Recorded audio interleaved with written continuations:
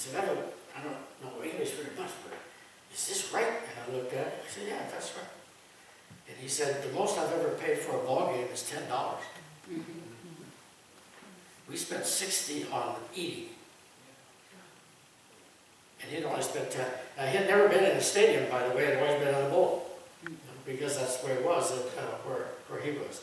He could not believe it. So, the next day I called the person who gave me the ticket, and I said, I want to know the name and contact information of the man who gave this ticket, because I want to thank you. And tell him what a good time my nephew from Korea had. And he said, no, you don't need to do that. He's one of the owners. No wonder we were sitting so close. Now, before we close this, I want to say a couple other things. As you know, there is a decline in a lot of institutions these days. People are just simply not going where they used to go. And it is true when it comes to churches, synagogues, and other things. Since graduating from seminary, this denomination, the Presbyterian Church USA, has lost 1.5 million members. The most conservative of the Christian churches are the Southern Baptists. They've lost 1 million people. So it's not just liberals and conservatives. It is a new trend in the way humans are acting. So there's a wonderful article in Psychology Today by Jean. I believe her last name is pronounced Twing. She's a PhD, and she writes, "The real reason religion is declining in America." And for this study, she and others got input from 11.2 million people, all young. And she said, as far as I know, this is the largest study ever conducted among Americans' religious involvement in churches, synagogues, and institutions.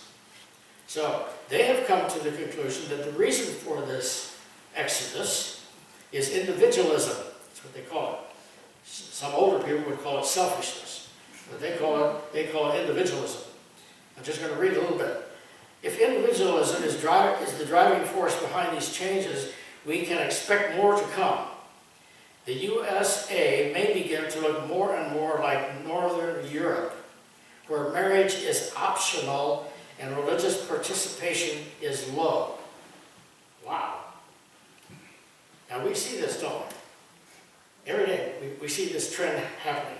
But the nice thing about this is here they have studied the people who are making the change, and they have gotten down to the bottom core of what it is, and it is individualism. I'm not going to be just another sheep in this pasture. I'm not going to jump over the wall because the first sheep did. I'm an individual, I can do it on my own. Well, the truth is you can't do it on your own, but that's kind of the macho about it. Now, there's a rock group, Chumbawamba, some of you know who they are. They're a wild group, and I love their music, and their lyrics are clever, and they have picked up on this thing. Listen to this.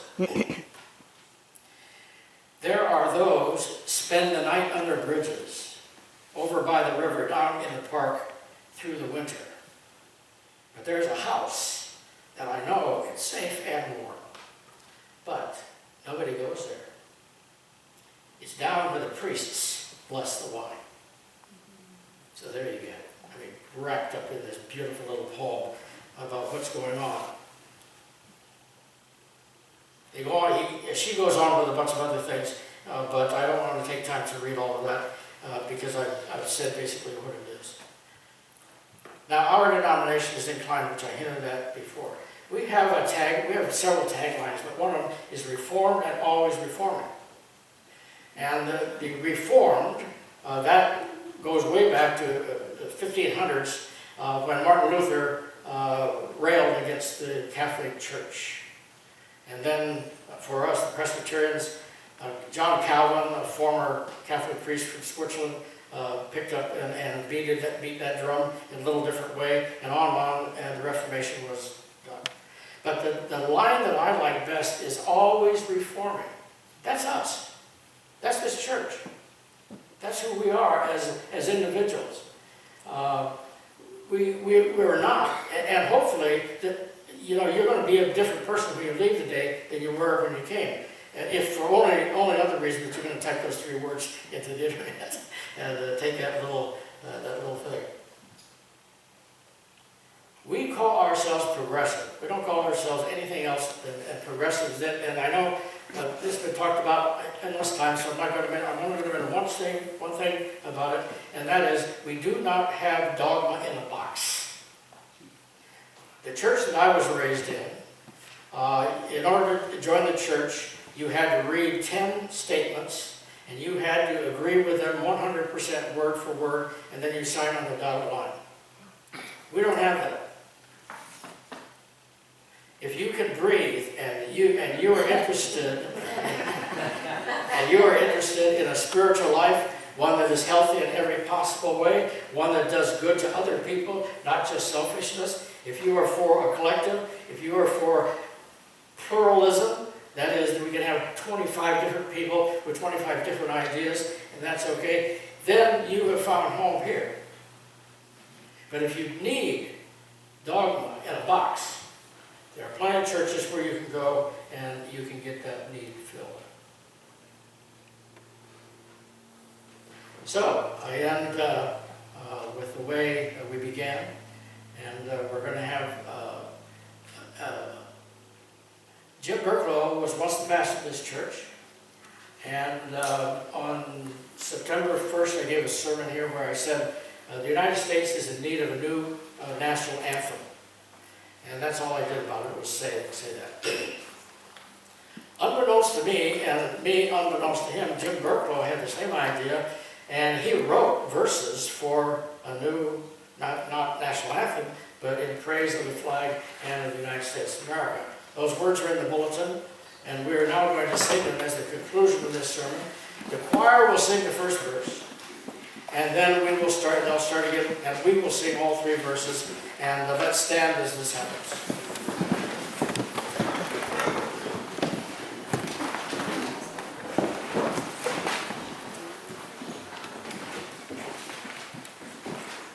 Freedom.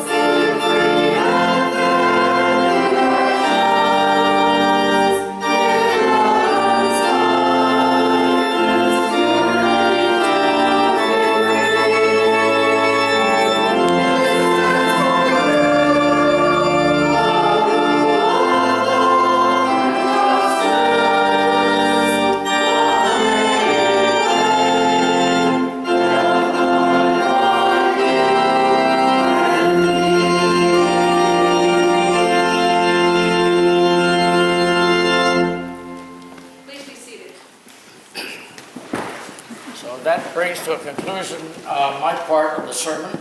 And now we'll have a discussion or rebuttal or whatever.